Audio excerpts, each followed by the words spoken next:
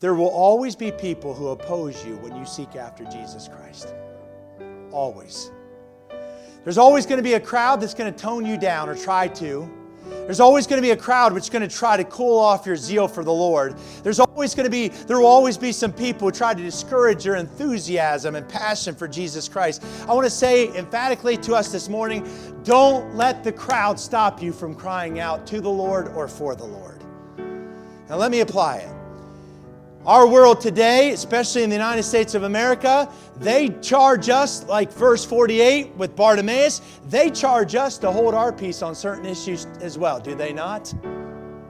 So let me be specific. Put it on the bottom shelf so we all can reach it this morning.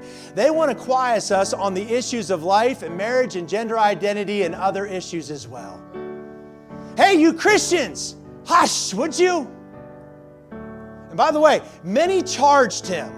I want to tell you, the majority, it will always be in the crowd trying to hush the minority. And we be in the minority as Christians. There were many of them, and they were charging him, and they kept on charging him, and they kept on rebuking him, and they do the same to us. And so let me mention a few things. I want to say, let's not be intimidated by their opposition. When they tell us to hush, let's cry the more for what is right and for decency and for morality.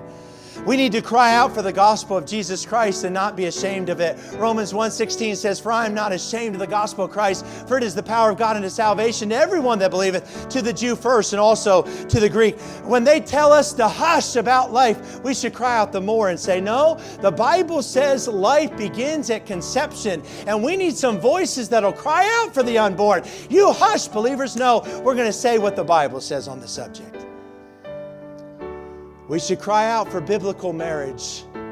Our society, the crowd, many of us rebuke us and say, oh, you all hush. It's 2022. Just accept other marriages. No. The Bible says marriage is one man, one woman for one life, and we need to cry out for what the Bible says.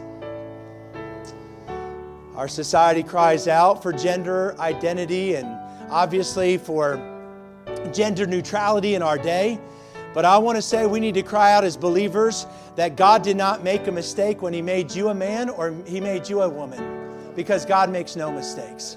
And to change your gender is to say that God made a mistake, which is abomination to the sight of God. You are in essence saying you know more than God knows. You are in essence saying, I am right and God is wrong, because obviously He messed up on the gender that He chose for me. And so, listen, excuse me for saying this, I've got to make up for God's mistake. That's in essence what you're saying.